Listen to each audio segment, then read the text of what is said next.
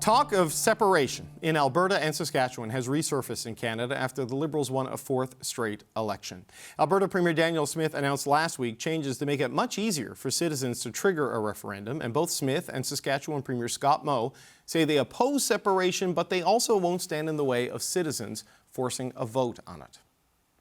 There is a large and growing number of Albertans that have lost hope in Alberta having a free and prosperous future as a part of Canada.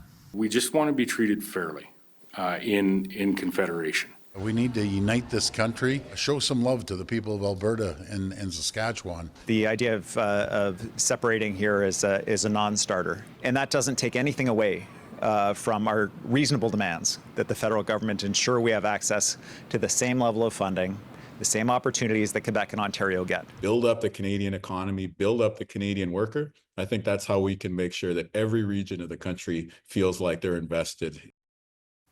Prime Minister Mark Carney is doing his best to extend an early olive branch. The Prime Minister says he'll meet with premiers in person next month in Saskatchewan. In the meantime, Carney is discouraging any referendum on separation. Canada is stronger when we work together. As an Albertan, I firmly believe that. You can always ask a question, but I know what I would respond clearly. All right, we're going to start there with the power panel. Amanda Alvaro is a former Liberal Party communication strategist and co-host of the Beyond the Ballot podcast. James Moore is a former Conservative cabinet minister. Andrew Thompson is a former Saskatchewan NDP cabinet minister. And Shachi Kurl is the president of the Angus Reid Institute. It's good to see you all. Andrew, we used the shorthand Western separatism. We're really talking about Alberta and Saskatchewan. That's where these movements seem to have what life there is to it. How serious do you think this is right now? I mean, I know Daniel Smith lowered the bar for the amount of signatures required to get it there and says she'll facilitate it if it's what people want. How worried should people be? They should take the underlying message about a lack of fairness more seriously. And I don't think that people really in the rest of the country understand why a lot of Western Canadians, especially those in the prairies, in the oil sector, in the mining sector, in farming, really feel kind of hard done by and passed over. And whether that's the fact that this government, whichever party to be honest is in, seems to have a hierarchy of workers that they're prepared to protect that doesn't reflect, the potash miners in Saskatchewan, the canola farmers in Saskatchewan, the oil workers in Alberta. I mean, they seem to really be prepared to let them suffer pain, while at a moment's notice, they'll step in to protect supply management in Quebec or the auto sector in Ontario. So, I mean, there is a grievance there, but it is also being weaponized by Conservatives against Liberals. And I say that because you see that the moment, if a Conservative government had been elected, both Moe and Smith would have rolled over on this issue immediately. They did it when Harper was in. The Conservatives rolled over on this as soon as they had an opportunity to ignore it and say, well, nothing we can do, it just is what it is. And so what we end up with is this kind of perpetual political cycle where the Conservatives use this, to foment, another degree of rage against the Liberal government. It's destructive, it's counterproductive, it's not actually in the interests of Western Canada, and it's an unfortunate piece. But do I think that there's any kind of growing separatist movement? No. Are there a lot of disgruntled Westerners? Absolutely. And is there legitimacy to their grievances? Undoubtedly. But is that going to manifest itself in a separatist movement? I don't think it'll be any bigger than it has been at any point in the last 40 years. Shachi, how do you see it? Because, you would think maybe there isn't, the 50 or 60% or whatever you need to get there, but you didn't think, the UK would leave the European Union until it did, and you just wonder once you start this, where could it potentially go? So what's your sense of how real this sort of sentiment is, in terms of volume, in terms of popular support? Well, and I'm sitting here in Calgary today, of all places, where so much of it is, driven by, as Andrew's pointed out, the sense of lack of parity, right? So you've got, we spend a lot of time talking about the lost Liberal decade. For many people in this province, in this city, in other parts of Alberta and Saskatchewan, particularly rural Alberta and Saskatchewan, they feel like it has been a decade of lost opportunities around resource development. And so having had 9 years, almost 9 years of a prime minister who was very much firmly in the leave it in the ground camp.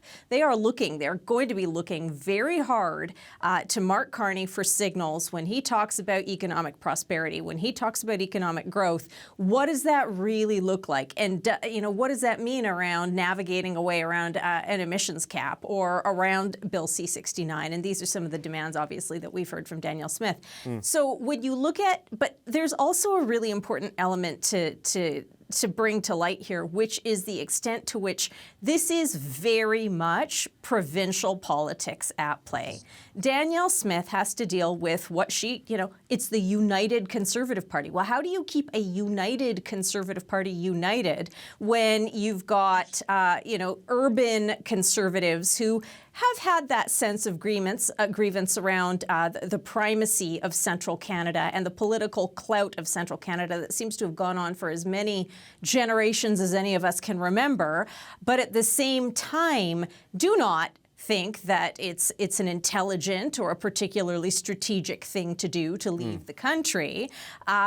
She's trying to keep that coalition together. I don't necessarily agree with the approach here, but that's it. This is very much driven by Alberta political pressures. Same thing for Scott Moe. When he fought re-election in 2024, there were questions about whether fringe parties, there's independent parties in Saskatchewan, all sorts of small, also-ran parties, peeling off 1% or 2% from Saskatchewan. Now, they won by a big enough margin that it didn't matter, but it's always a matter of not wanting to see that segment of the vote base abandon the Conservatives, go somewhere else. And so, they're playing local politics as well and trying to play to the fact that many of these people who are pro-separation would actually have, what they say, I'd change my mind about this had the Conservatives won federally. Right. And you're dealing with demographically a lot of the same folks. Rural males, right-leaning, who are unhappy about what's played out in the last election. What was it, 2 weeks ago? I can't even remember. I've lost track of days. I don't know anymore. But Amanda, there's a subtext in this of the message to the Prime Minister is, you've won, but please now govern as if you'd lost. And here is our list of demands. But Mark Carney, as a guy who grew up in Edmonton, says he wants to at least solve some of these grievances. So how would you recommend that he deal with this? Because it seems pretty clear he wants to focus on resetting the Canada-U.S. relationship, not inflaming the Ottawa-Alberta-Saskatchewan relationship. Yeah, and so he's dealing with, a multitude of issues at the same time. And you can see his signaling. He notes in the press conference that you just showed that, he is an Albertan. He's talked about going out to Saskatchewan, I think it's as early as next week, to meet in person with leaders. So he's definitely signaling, and the interprovincial trade barriers and making sure that they come down as soon as possible, which has been a mandate since, his first term as prime minister in the first 9 days, I think is also a key note, a key signal that he's prepared to do what it takes in order to address some of those grievances. But at the same time, there's a bigger fish to fry, and that's how are we dealing with these impending unpredictable trade negotiations with Trump, and the necessity of looking like a united front versus a fractured country as we head into those negotiations.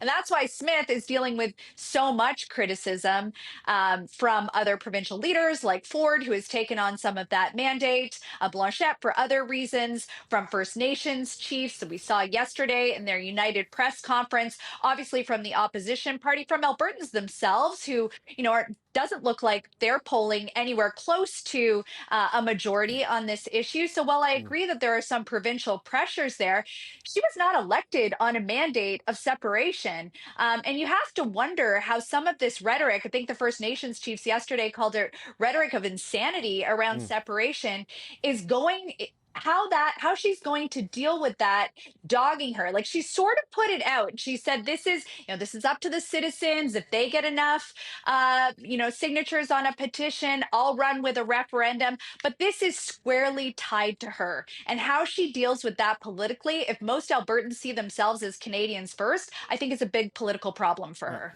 So James, how do you approach it as the Prime Minister? Because some of the demands that Daniel Smith made, I think it was Monday of this week, a guaranteed access to ports in the northeast and the east and the west.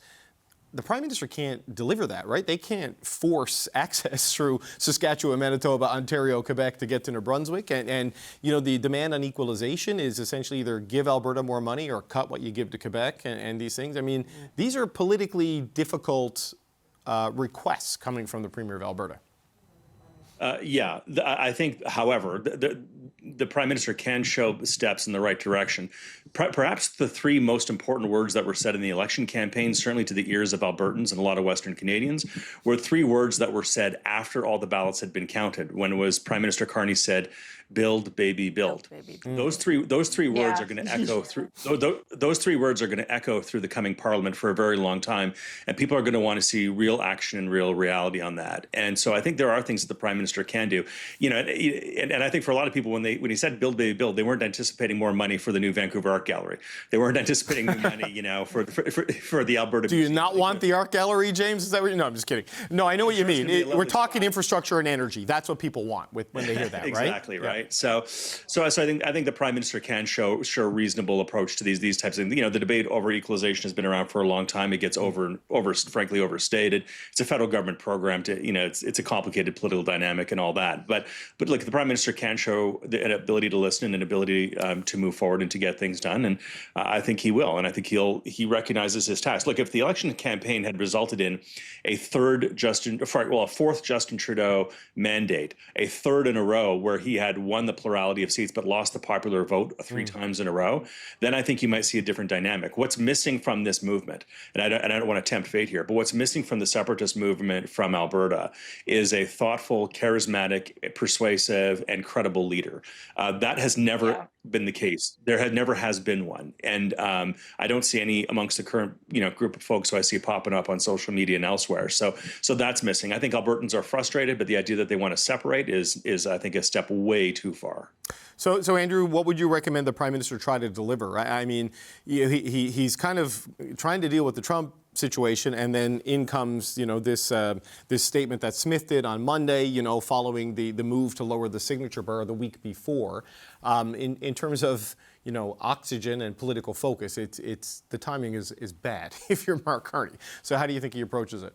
Well, to a certain extent, but on the other hand, it also gives him a license to do exactly what he said he wanted to do, which is to build. Let's figure out how you get an east-west pipeline, at least to Sarnia, if not all the way to the East Coast. Let's figure out how you deal with some of these other grievances that are sitting there. I have to admit, I don't agree at all with what you or James have laid out around equalization. Newfoundland, Saskatchewan, and Alberta have been very clear that the unequal treatment of natural resources, renewable and unrenewable, is what the big issue is, and the lack of a 10-province standard. That's fixable. Now, I know James was at the table when they made the last set of changes that disadvantaged Alberta and Saskatchewan, but that doesn't mean we just sweep it under the table. I mean, these are pieces, this isn't, just set forever. These are issues that can be addressed and can be worked on, and that's, I think, what Mark Carney needs to do. His government ultimately will be successful if it proves it can get something done, because that was the challenge Justin Trudeau's government had. They said a lot of good stuff, or at least a lot of people thought it was good stuff, but they never seemed to be able to deliver on it. And then they got caught up in kind of this rhetorical flourishes that they would get that bound them into very weird policy positions. Carney's got a clean slate to deal with that, and I think he's got a lot of goodwill with the premiers to be able to make that happen. So, this is the opportunity that he's got to do nation building, to bring the premiers with him. Yeah, look, and I take your point on the frustrations over the non-renewable thing. I mean, I was covering politics in Newfoundland when Danny Williams felt Stephen Harper broke a promise on that, and that led to a bit of a blood feud down there. But the way I read the demand was essentially Daniel Smith is saying, stop subsidizing the big provinces, and or give us the same you're giving them as a measure of fairness, right? And that's either give a couple of $1 billion to Alberta or take away a lot of billions of bucks from Quebec. Yeah, and she's on about plastic straws and everything else. Yeah. I mean, there's a long list of things that don't make any sense. I mean, her objective here is an agenda of chaos to make things look much more chaotic than they actually are within the Federation. Okay, Shachi, a quick last word from you and we'll take a break. Well, I think there's some creative things that the Prime Minister can do. Three things very quickly. First of all, the symbolism of, oh, I'm meeting people in Saskatoon, or, oh, I'm from Alberta, it's not enough. It's not going to cut it right now. It's actually got to be action. Let's look at what the Prime Minister is prepared to do around quick negotiations on substitution agreements, so environmental impacts can be negotiated so that it reduces one more layer or one more level of government around big projects. It's been the case in British Columbia, I think, for the last 4 or 5 years. Why isn't that a model that we can extend, to many provinces, not just the Western ones? Things like carbon capture. Okay, you're going to do an emissions cap. You're not going to lift that. We don't know that he's going to. I don't think he is. But if that's the case, well, then what are you doing to bury the stuff? If you don't want it emitted, then how else do we deal with carbon in order to do some of this oil and gas capacity building? By the way, that 2/3 of Canadians say that they want when we ask them. Is Canada doing enough? No, they say the country's not doing enough. It should be doing more. And then I think the other real red flag, the red rag to a bull on this issue is, and Amanda, I adore you, but the messaging around, well, let's put the national interest above everything else. These are issues that have been simmering for months, years, decades, generations. Pick your starting spot. But Carney has an opportunity right now to try and get some quick wins on these issues and signal that he intends to do more than just talk about it. Okay, Amanda, quick last thought on that. Do you want to speak to the national interest, a point you're making there? I'm so glad that she adores me. I adore you too. But I still think that the national interests need to trump singular issues. And I think that there is a lot that can be done, should be done, that Carney has signaled he will do. And I think that all of that is the hope of Canadians. But right now, Canadians have elected him on a mandate of dealing with these Trump negotiations first and foremost.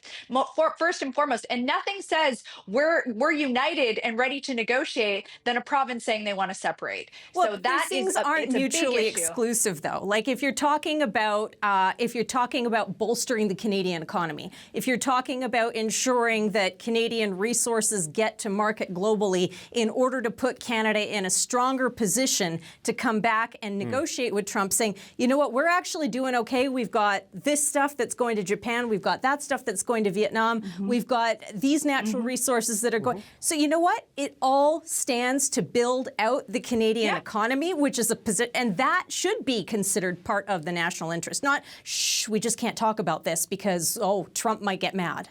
Well, James, can you make the national interest argument from Ottawa in a moment like this? Because I'm not sure how receptive certain segments of Alberta would be to that. And there is this dynamic playing out now where Daniel Smith has said hands off our oil when it comes to dealing with the U.S. When it's the auto sector in Ontario that's really under direct verbal threat from the president. I mean, can you make a national interest argument to the population in a moment like this?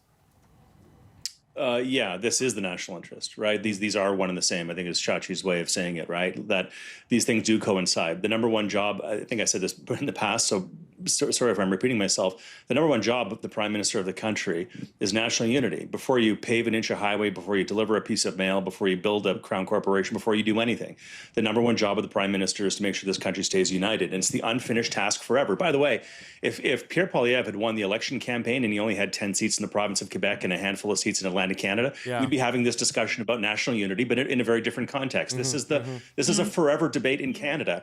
And we had that when Stephen Harper won in 2006 and 2008, and we didn't quite break into the big cities, and then we had the fight with big city mayors.